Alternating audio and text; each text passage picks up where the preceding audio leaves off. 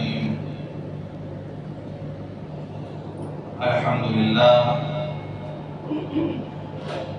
الحمد لله رب العالمين،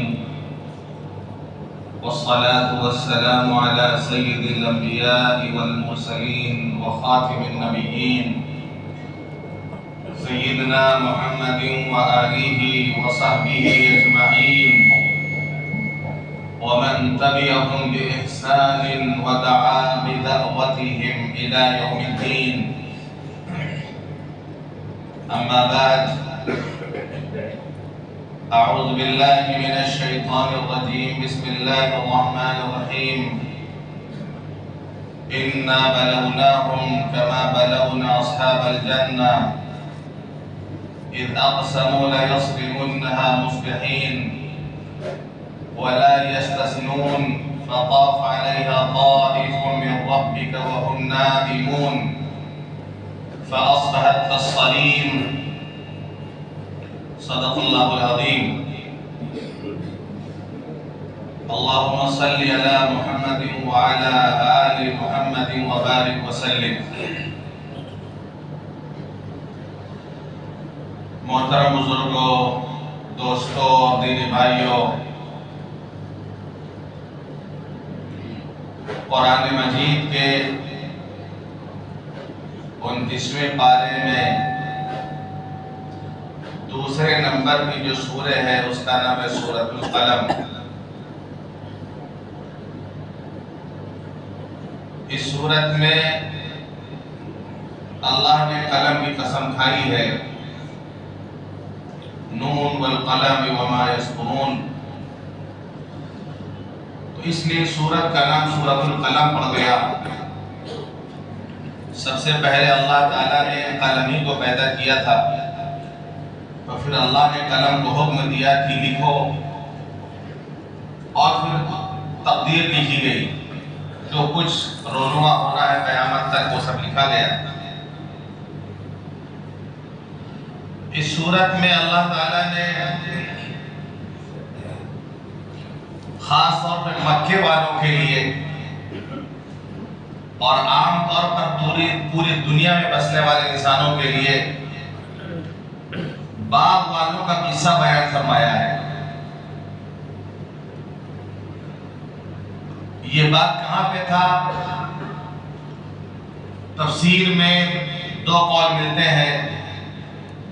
بعض لوگ کہنا یہ کہ باغ یمن میں تھا،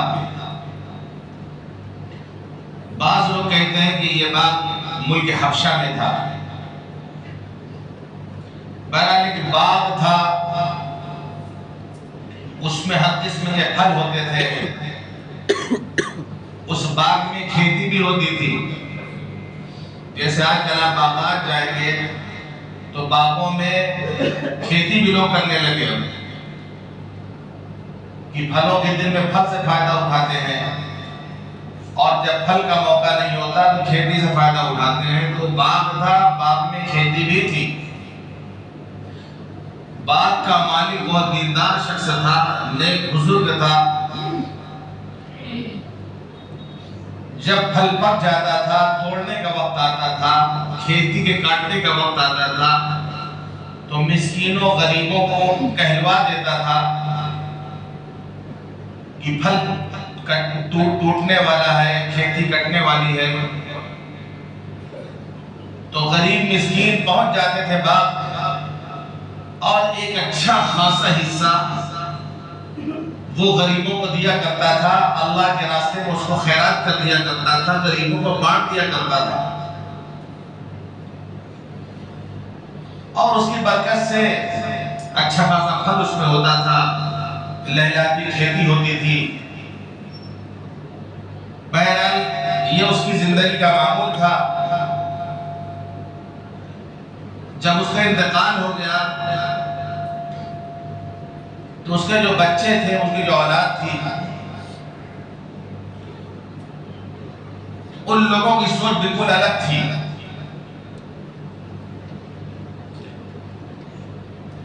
وہ کہتے تھے کہ میرا باپ تو احمق تھا،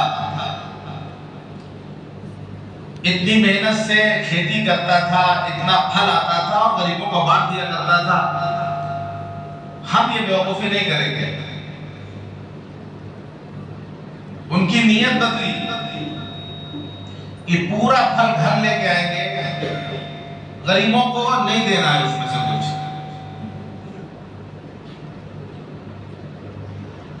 جیسے ابھی بہت ایسا ہوتا ہے کہ بہت سے حاجی صاحب نیک نمازی جو مالدار تھے، اللہ کے راستے میں خوب خرچ کرتے تھے، وہ اولاد کے حصے میں جب مال آیا تو اولاد بخیل بن گئی، نہیں دیتے لوگ اللہ کے راستے میں. مدرسے والے جاتے ہیں، کہتے ہیں کہ تمہارے ابا دیتے تو بولتے ابا دیتے رہو ہم نہیں دیں گے. مسجد والے جاتے ہیں، ابا دیتے رہو ہم نہیں دیں گے، جاؤ. ایک دو نہیں، بھرے پڑے ہیں واقعات اس قسم کے کہ باپ نے زندگی میں بہت خیرات کیا، لیکن ان کے انتقال کے بعد جب اولاد آئی اور اولاد مال کی وارث بنی تو اس نے دینے سے انکار کر دیا. ہندوستان میں بھی، باہر ملکوں میں بھی، باہر ملکوں میں بڑے بڑے شیخ کا انتقال ہوا جو بہترین چندہ دیا کرتے تھے اور خوب خیرات کیا کرتے تھے. اولاد نے روک دیا تمام چیزوں کو، وہ کار خیر بند ہو گیا. کتنا خیر کا کام ہوتا تھا وہ بند ہو گیا انتقال کے بعد لوگوں کی.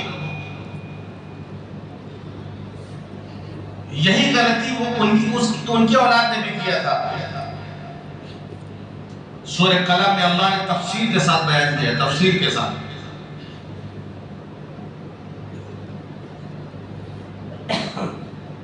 اللہ فرماتا اِنَّا بَلَوْنَاهُمْ كَمَا بَلَوْنَا أَصْحَابَ الْجَنَّةِ. ہم نے مکے والوں کو آزمایا ہے جیسے کہ ہم نے باغ والوں کو آزمایا. اِذْ أَقْسَمُوا لَيَصْرِمُنَّهَا مُصْبِحِينَ. وہ جو بچے تھے، ان کی اولاد جو تھی، ان لوگوں نے قسم کھایا کہ ضرور بھی ضرور ہم باغ کا پھل توڑیں گے صبح صبح چل کے. لَيَصْرِمُنَّهَا مُصْبِحِينَ. صبح صبح جا کر کے ضرور بھی ضرور باغ کا پھل توڑ لیں گے. وَلَا يَسْتَثْنُونَ. لیکن انہوں نے انشاءاللہ نہیں کہا صبح صبح جا کے ہم ضرور بھی ضرور پھل توڑیں گے. وَلَا يَسْتَثْنُونَ. لیکن انشاءاللہ نہیں کہا ان لوگوں نے. یہ بھی ہماری بہت بڑی غلطی ہے کہ ہم عام طور پہ کہہ دیتے یہ کام ہم کریں گے، انشاءاللہ نہیں کہتے ہیں. اللہ کے رسول صلی اللہ علیہ وسلم سے کچھ سوالات کیے گئے تھے، کچھ سوالات آپ سے کیے گئے تھے، آپ نے کہہ دیا میں کل اس کا جواب دوں گا. 15 دن تک اللہ نے وہی روک دی تھی. 15 دن تک اللہ نے وہی روک دیا. حضور پریشان، وہی کیوں نہیں آ رہی، جبریل تو نہیں آ رہے. آپ نے کہا ٹھیک ہے ہم کل بتا دیں گے. انشاءاللہ آپ نے نہیں کہا تھا. 15 دن کے بعد وحی آئی ہے. اللہ نے قرآن میں کہا اپنے نبی سے وَلَا تَقُولَنَّ لِشَيْءٍ إِنِّي فَاعِلٌ ذَلِكَ غَدًا إِلَّا أَن يَشَاءَ اللَّهُ. کہ نبی آئندہ خیر رکھیے گا، کسی چیز کے بارے میں یہ نہ کہیے گا کہ ہم اس کو کل کریں گے، لیکن انشاءاللہ کہیے گا ساتھ میں. وَلَا تَقُولَنَّ. نہ کہیے گا کوئی بات کسی چیز کے بارے میں کہ ہم اس کو کرنے والے ہیں، اس کو ہم کریں گے، اِلَّا أَن يَشَاءَ اللَّهُ. مگر انشاءاللہ لگا لیا کریے آپ ساتھ. یہ اللہ اپنے نبی کو تعلیم دے رہا ہے. بخاری شریف کی روایت ہے، حضرت ابو ہریرہ رضی اللہ عنہ فرماتے ہیں کہ اللہ کے رسول صلی اللہ علیہ وسلم نے فرمایا کہ حضرت سلیمان علیہ السلام نے کہا کہ آج رات ہم اپنی 70 بیویوں کے پاس جائیں گے اور ہر ایک سے ایک شہسوار پیدا ہوگا جو اللہ کے راستے میں جہاد کرے گا. لیکن انہوں نے انشاءاللہ نہیں کہا.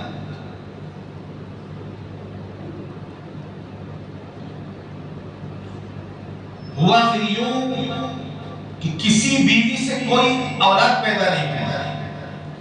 ایک بچہ پیدا ہوا، وہ بھی معذور.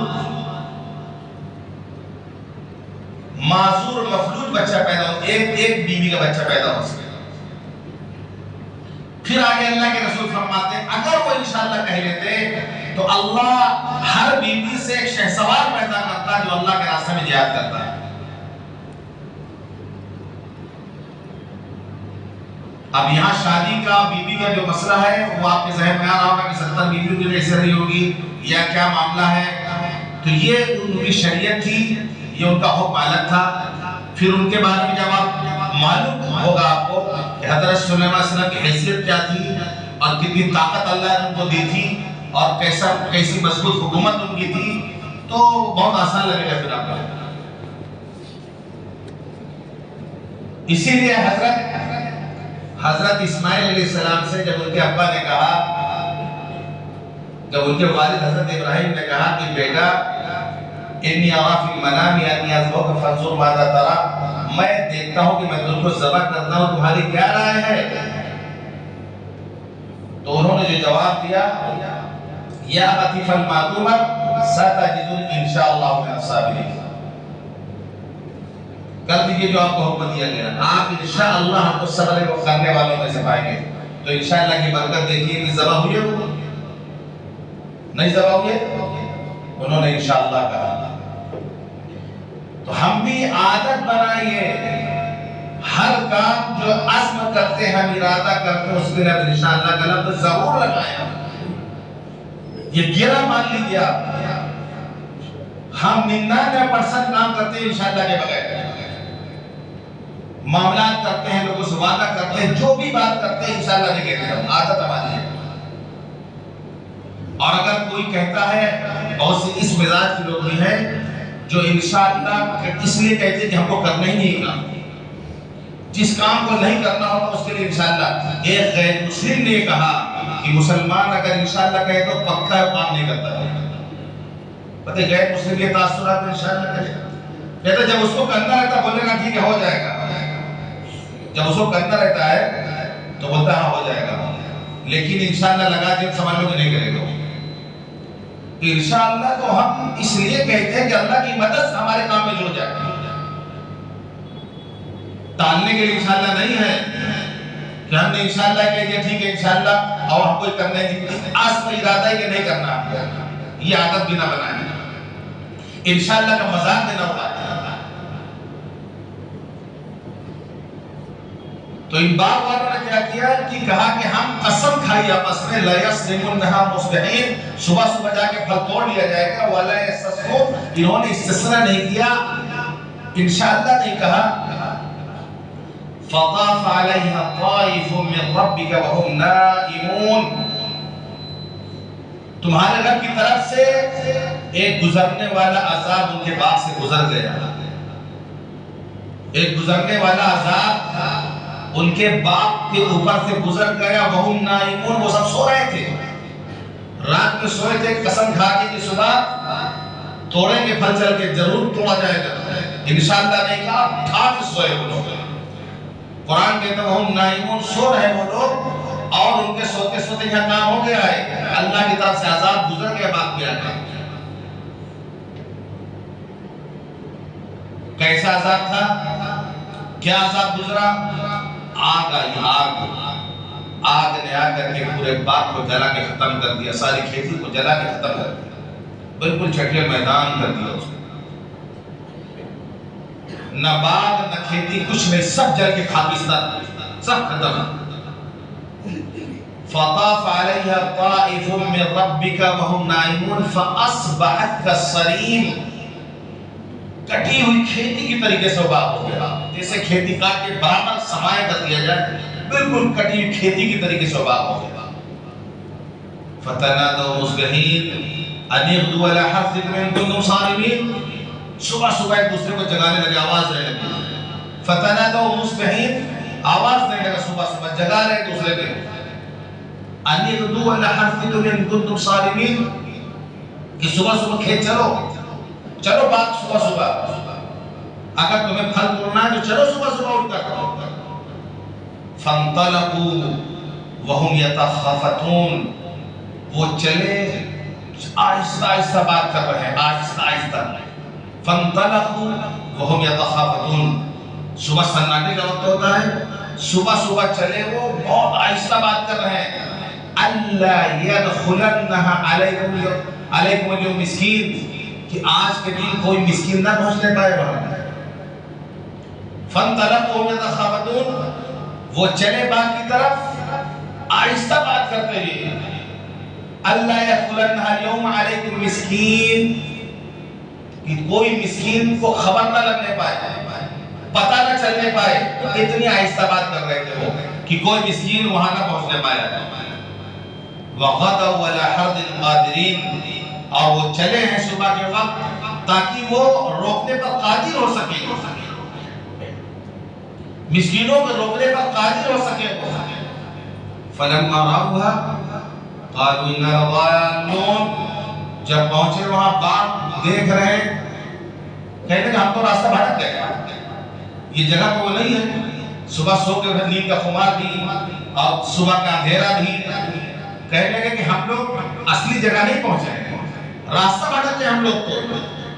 اِنَّا لَضَالُّونَ، یہ کوئی اور جگہ معلوم ہوتی ہے، وہ جگہ باغ والی جگہ ہی نہیں ہے۔ آنکھ ملا، آنکھ زیادہ پھاڑ کے دیکھا، غور کیا، جب پتہ چلا سب کچھ تو وہی ہے، جگہ بھی وہی، پہچان بھی وہی، علامت بھی وہی، سب کچھ وہی ہے، کہنے کہ بل نحن محرومون، ہم لوگ کی قسمت پھوٹ گئی، راستہ نہیں بھٹ گئے ہم لوگ، بل نحن محرومون، بلکہ ہم تو محروم کر دیے گئے، ہماری تو قسمت پھوٹ گئی۔ قال اوسطهم الم اقل لكم لولا تسبحون، ان بھائیوں میں جو سب سے بہتر تھا اس نے کہا تو استغفار اللہ کی تسبیح کیوں نہیں بیان کرتے ہو؟ میں نے کہا تھا تم لوگوں سے کہ یہ حرکتیں مت کرو، والد صاحب کا جو طریقہ تھا وہی طریقہ اختیار کرو، تم لوگوں نے میری بات نہیں مانی۔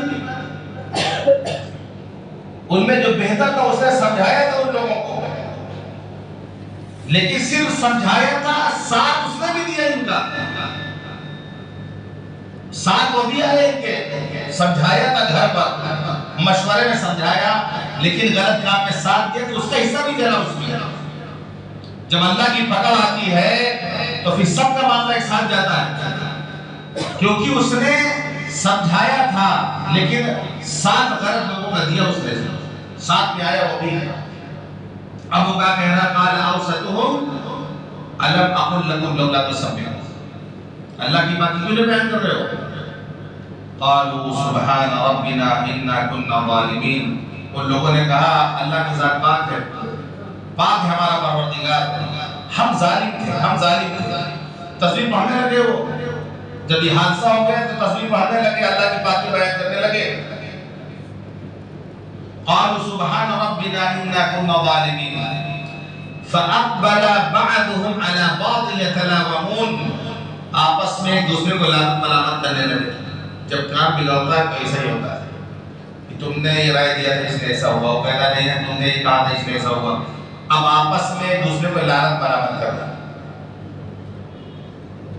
ایک دوسرے کو کوس رہے ہیں، ایک دوسرے کو لعنت ملامت کر رہے ہیں کہ تمہارے کہنے سے ایسا ہوا، وغیرہ تمہارے کہنے سے ایسا ہوا۔ تھوڑی دیر بعد سمجھ میں آ گیا کہ تو معاملہ برباد ہو گیا، ختم ہو گیا۔ قالوا یا ویلنا انا كنا طاغین، ان لوگوں نے کہا کہ افسوس ہم ہی سرکش ہو گئے تھے۔ عسى ربنا ان يبدلنا خيرا منها انا الى الله راغبون، امید ہے کہ اللہ اس سے اچھا باغ ہمیں دے دے گا۔ توبہ استغفار کیا ان لوگوں نے اور کہا امید ہے اللہ کی ذات سے کہ اللہ اس سے اچھا باغ ہمیں دے گا۔ ان يبدلنا خيرا منها انا الى الله راغبون، کہ ہم جو ہے اللہ سے رغبت رکھتے ہیں، یہ امید رکھتے ہیں اللہ سے۔ كذلك العذاب، اللہ فرماتا ہے کس طرح عذاب آتا ہے، كذلك العذاب، اس طریقے سے ہماری پکڑ آتی ہے، اس طرح ہمارا عذاب آتا ہے۔ والعذاب الآخرة اکبر، اور قیامت کا عذاب تو بہت بڑا ہے۔ لو كانوا يعلمون، اگر یہ جان لیں اس بات کو، مکہ کے لوگ اس بات کو جان لیں کہ آج ان کے پاس سرداری ہے، آج ان کے پاس دولت ہے، یہ نبی کو پریشان کر رہے ہیں، کمزور مسلمانوں کو پریشان کر رہے ہیں، ہماری پکڑ آ جائے گی. یہ دنیا کا عذاب ہے، وَلَعَذَابُ الْآخِرَةِ أَكْبَرُ، آخرت کا عذاب اور بڑا ہے. یہ واقعہ اللہ نے باغ والوں کا قرآن میں بیان فرمایا ہماری نصیحت کے لیے، عبرت کے لیے، کہ اس واقعے سے جو سبق لینا چاہیے وہ ہمیں لینا چاہیے کہ ہم جو بھی کماتے ہیں، ہمارے پاس جو بھی مال ہے، ہم ارب پتی ہیں، کروڑ پتی ہیں، یہ نہ بھولیں کہ اس میں غریبوں کا حق ہے. جس اللہ نے ان کو غریب بنایا، اس سے اللہ نے آپ کو مالدار بنایا.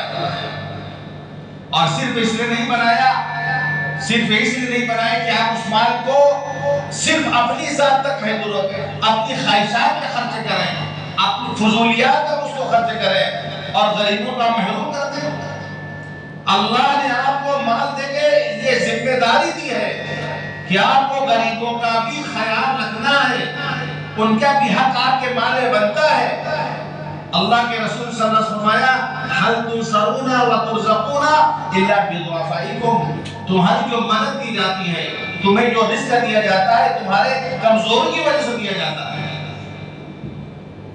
هل تنصرون، تمہاری مدد کی جاتی ہے، وترزقون، تمہیں رزق دیا جاتا ہے، الا بضعفائكم، مگر تمہارے کمزوروں کی وجہ سے. ایک بھائی مالدار ہوگا، ایک بھائی غریب ہے، ایک بھائی مالدار، ایک بھائی غریب، نہیں پتا کہ اللہ کس کی برکت سے مال دے رہا ہو. ایک بھائی مریض ہے، وہ زیادہ کما نہیں سکتا، ہو سکتا اس کی برکت سے اللہ آپ کو دے رہا، تو اس کا حق آدمی نہ بھولے. صاف لفظوں میں اللہ کے رسول فرماتے ہیں کہ تمہاری مدد کی جاتی ہے، تمہیں رزق دیا جاتا ہے تمہاری کمزوروں کی وجہ سے. اس لیے کمزوروں کو حقیر نہ سمجھو، غریبوں کو حقیر نہ سمجھو، انہی کی بدولت تو تم کو رزق مل رہا ہے. شکر ادا کرو کہ اللہ تم کو دینے والا بنایا، لینے والا نہیں بنایا. یہ حیثیت اللہ نے دی کہ تم دوسروں کو دے سکتے ہو. اس پر بھی اللہ کا شکر ادا کرنا چاہیے کہ اللہ نے ہمیں دینے والا بنایا ہے، اس پوزیشن میں اللہ نے رکھا ہے. ورنہ یہ دروازے پہ دھکے کھا رہے ہیں، یہ چھوٹے چھوٹے بچے دھکے کھا رہے ہیں، ان کے اللہ سے کوئی دشمنی نہیں ہے.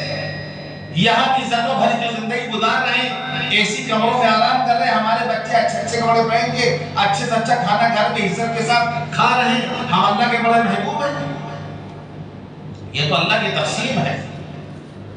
اللہ نے نظام بنایا دنیا، کسی کو غریب بنایا، کسی کو مالدار بنایا. اگر اللہ نے ہمیں مالدار بنایا ہے تو صرف اس میں اپنا حق نہ سمجھے گا، صرف ہمارا ہی مال پورا ہے. یہ بھی دھوکہ جو ہم کو لگا ہے، جو دھوکہ قارون کو لگا تھا، یہی دھوکہ قارون کو لگا تھا کہ جب اللہ نے اس کو مال دیا، مالدار ہوا، لوگوں نے اس سے کہا احسن کما احسن اللہ الیک، تم بھی لوگوں کے ساتھ احسان کرو جس طرح اللہ نے تمہارے ساتھ احسان کیا ہے. اللہ نے تمہیں مال دیا ہے، تم بھی لوگوں کے ساتھ احسان کرو. اس نے کہا انما اوتیتہ علی علم عندی، یہ تو ہم اپنی قابلیت سے ہم نے مال کمایا ہے، ہم نے تو اپنی محنت سے کمایا پیسہ، ہم نے اپنی قابلیت سے کمایا ہے، کیوں ہم کسی کو دیں. فخسفنا به وبدار الارض، اللہ فرماتا ہے ہم نے اس کو اس کے خزانے سمیت زمین میں دھسا دیا. قارون خزانے سمیت زمین میں دھس گیا. یہی دھوکہ اس کو لگا تھا کہ ہم نے اپنی محنت سے پیسہ کمایا ہے، اس پہ کسی کا کیا حق بنتا ہے. ہم نے اپنی صلاحیت سے، اپنے علم سے پیسہ کمایا ہے، کیوں ہم کسی کو دیں اس میں سے. وَإِذَا قِيلَ لَهُمْ أَنفِقُوا مِمَّا رَزَقَكُمُ اللَّهُ، جب ان سے کہا جاتا ہے خرچ کرو اس میں سے جو اللہ نے تمہیں رزق دیا ہے، قَالَ الَّذِينَ كَفَرُوا لِلَّذِينَ آمَنُوا، تو کافر کہتے ہیں ایمان والوں سے أَنُطْعِمُ مَن لَّوْ يَشَاءُ اللَّهُ وَطَمَا، کہ آپ ان کو کھلائیں، اللہ چاہے گا تو خود ان کو کھلا دیتا. جن کو اللہ نہیں کھلا رہا ان کو کیوں کھلائے. یہ تو کافروں کا جواب ہے کہ جب کہا جاتا ہے خرچ کرو، وہ کہتے ہیں کہ اللہ اگر چاہتا تو غریبی نہ بناتا. جن کو اللہ نے غریب بنایا ہم ان کو دیں گے. یہ جاہلانہ بات ہے، یہ کافروں کا جواب ہے. یہ ایک ایمان والے کی سوچ یہ نہیں ہو سکتی.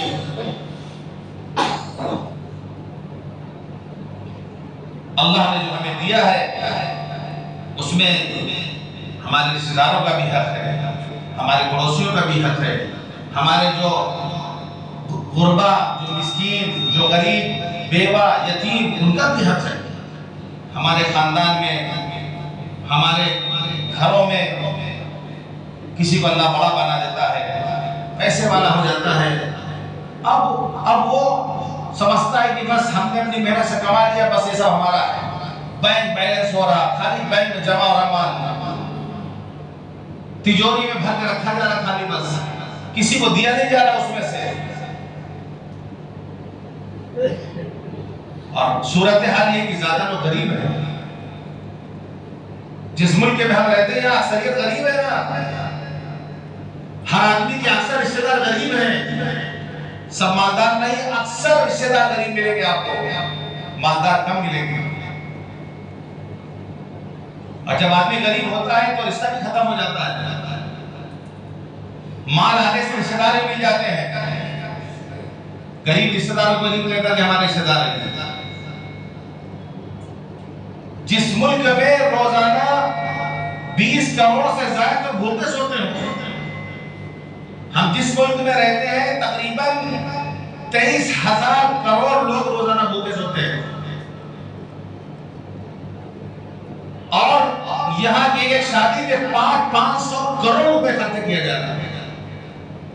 ایک شادی کے کارڈ جو بنا ہے وہ 2 لاکھ ایک شادی، 20 لاکھ کا ایک شادی کے کارڈ۔ ابھی ایک شادی آپ کے ملک میں ہوئی ہے، 20 لاکھ روپے کا ایک شادی کارڈ تقریباً بنا ہے، تقریباً 5,000 کروڑ خرچ اس میں۔ جہاں 23 کروڑ کی آبادی رات میں بھوکی سوتی ہو، وہاں کا مالدار یہ کر رہا ہے۔ تو مسلمانوں کے لیے یہ اصول مسلمانوں کا نہیں ہو سکتا ہے، یہ ہمارے آپ کے لیے چیز نہیں ہے کہ جو کچھ ہمارا ہے سب ہمارا اور کسی کا حق اس میں نہیں۔ زکوٰۃ کے علاوہ بھی غریبوں کا حق ہے۔ مثال میں زکوٰۃ نکالتے ہو تو مال کا کچرا ہے تو نکالنا ہی، آپ کو کچرا ہے، وہ آپ نے کچرا اٹھا کے کسی کو دے دیا، گھر میں آپ جھاڑو لگائیں اور جھاڑو لگا جو کچرا نکال کے کسی کو کہتے بھائی اس کو لے جاؤ، اب وہ لے جا رہا اٹھا کر کے تو آپ پر احسان کر رہا۔ زکوٰۃ وہ تو کچرا ہے آپ کے مال کا، آپ نے نکالا ساری، اس کے علاوہ بھی حق ہے غریبوں کا آپ کے مال کا۔ اس حق کو جس دن ہم ادا کریں گے اس دن ہماری زندگیوں میں سکون ہوگا، ہمارے گھروں میں سکون ہوگا۔ آج زندگی میں جو بے چینی، جو بے سکونی ہے، گھروں میں جو بے چینی، جو بے سکونی ہے، اس کی واحد وجہ ہے کہ ہم نے جو مالی حقوق ہے وہ ادا نہیں کرنا چاہیے۔ ایک سے بڑی بڑی باتیں کر لیں گے ہم دین کی، 400-200 سال بیٹھ ایک سے فتویٰ سنائیں گے، اگر حدیث معلوم ہوگی وہ بھی تذکرہ کریں گے، لیکن جہاں روپیہ خرچہ کرنے کی باری آئے گی ادھر موبائل تقریر سن لیجیے، آپ خالی بڑھیا سے بڑی تقریر، 4 دوست بیٹھے کہ حدیث کی باتیں سن لیجیے آپ، لیکن جہاں دینے کی بات آئے گی وہاں جو ہے بالکل خاموش۔ قسم کھا کے اللہ کے رسول فرماتے ہیں صدقہ کرنے سے مال کم نہیں ہوتا ہے۔ نبی ہو اور قسم کھا کے کہہ رہے ہیں، ہو سکتا ہے کوئی شخص پہاڑ تو ہل سکتا ہے اپنی جگہ سے، سمندر خشک ہو سکتا ہے، لیکن نبی کوئی بات فرماتے ہیں وہ قسم کھا کے فرماتے ہیں کہ ما نقص صدقۃ من مال، صدقہ کرنے سے مال کم نہیں ہوتا۔ تو ہمیں یقین ہونا چاہیے کہ ہم اللہ کے راستے میں جو خرچ کریں گے اللہ اس کو بڑھا کے دے گا، کم اللہ نہیں کرے گا۔ زندگیوں میں ہمارے برکت ہوگی، مال میں ہمارے برکت ہوگی، اور برکت بہت وسیع ہے، کہ کوئی ضروری نہیں کہ آپ جو نوٹ گنے وہی بڑھتا ہوا نظر آئے۔ نماز میں آپ کا دل لگ رہا، پہلے آپ فرض پڑھتے تھے، اللہ تعالیٰ کو عشاء پڑھنے کی توفیق دے دے رہا، اللہ کو تہجد میں اٹھا دے رہا، آپ کو اللہ تعالیٰ نفل روزہ رکھنے کی توفیق دے دے رہا۔ پہلے قرآن نہیں پڑھتے تھے، دل کرتا تھوڑا قرآن پڑھتے بیٹھ کے، تو قرآن پڑھنے کی توفیق اللہ دے دے رہا، ذکر کرنے کی اللہ توفیق دے دے رہا۔ یہ سب برکت میں آئے گا۔ آپ کا پیسہ ڈاکٹر نہیں کھا رہا ہوگا، گھر میں مریض نہیں ہوں گے آپ کے، وہی پیسہ بچ رہا ہے آپ کا، جو ڈاکٹر کو دیتے وہی پیسہ بچ رہا، یعنی غلط جگہ آپ کا پیسہ نہیں لگے گا، صحیح جگہ آپ کا پیسہ لگے گا۔ تو یہ اپنے ذہن میں رکھیں اور یہ عبرت حاصل کریں باغ واقعہ سے۔ اللہ نے واقعہ اس لیے بیان کیا ہے، تفصیل کے ساتھ پورا بیان کیا اللہ نے اس واقعے کو، کہ ان لوگوں نے یہی کہا تھا کہ دیکھو باغ کا پھل توڑ لو، مسکین کو نہیں دینا بس، اب کوئی مسکین آنے نہ پائے۔ یہ اصول ہمارے لیے نہیں ہے، اس سے ہمیں بچنا ہے، اور اللہ نے اگر ہمیں مالدار بنایا ہے، صاحب حیثیت بنایا ہے، تو صرف اس میں ہمارا ہی حق نہیں ہے۔ یہ غلط فہمی میں نکال دے اپنے ذہن و دماغ سے کہ مال صرف ہمارا ہی ہے، یہ تو اللہ کی امانت ہے، اللہ نے آپ کو زیادہ دے دیا ہے، کسی کو کم دیا ہے، آپ کو اللہ نے ذریعہ بنا دیا کہ آپ دوسروں کو بانٹے جائیں، آپ کو اللہ نے ذریعہ بنا دیا زیادہ دے کر کہ آپ دوسروں کو بانٹتے رہے جائیں۔ جنہوں نے بانٹا ہے، جنہوں نے خرچ کیا ہے، اللہ کے ہاتھ ان کا مقام ہے اور دنیا میں ان کا نیک نام ہے۔ کنجوس آدمی اللہ سے بھی دور اور بندوں سے بھی دور، سخی آدمی اللہ سے بھی قریب، اللہ کے بندوں سے بھی قریب۔ بخل ایک ایسا مرض ہے، ایک ایسا عیب ہے جو انسان کی ساری خوبیوں کو چھپا دیتا ہے۔ آدمی حج کر لے، آدمی عمرہ کر لے، آدمی نماز پڑھتا ہو، تلاوت کرتا ہو، کوئی اس کا ارے چپ رہو یار، بہت کنجوس آدمی ہو۔ کنجوسی بخیلی ایسی چیز ہے جو سارے ہنر میں پردہ ڈال دیتا ہے، سارے خوبیوں کو چھپا دیتا ہے، اتنا بڑا ہے نہیں۔ بندے اس سے بھاگتے ہیں اور اللہ سے وہ سب دور ہوتا ہے۔ سخی آدمی دنیا سے جاتا ہے، لوگ تذکرہ کرتے ہیں اس کا، یاد کرتے ہیں بہت اچھا آدمی تھا، بہت خیال رکھتا تھا، کتنے چولہے جلا کرتے تھے، کتنے کا راشن بھجوایا کرتا تھا۔ وہ مرنے کے بعد اندازہ ہوا جب غریب اور بیوہ جب رونے لگے کہ ہمارے ہاں یہ بھیجتے تھے وہ بھیجتے تھے، لوگ اچھے سے تذکرہ کرتے ہیں۔ انسان مرنے کے بعد داستان بن جاتا ہے، ہم چاہے تو اچھی داستان بن جائیں، چاہے تو خراب داستان بن جائیں۔ اللہ تعالی ہم سب کو کہنے اور سننے کا دعوت دینے کو توفیق عطا فرمائے۔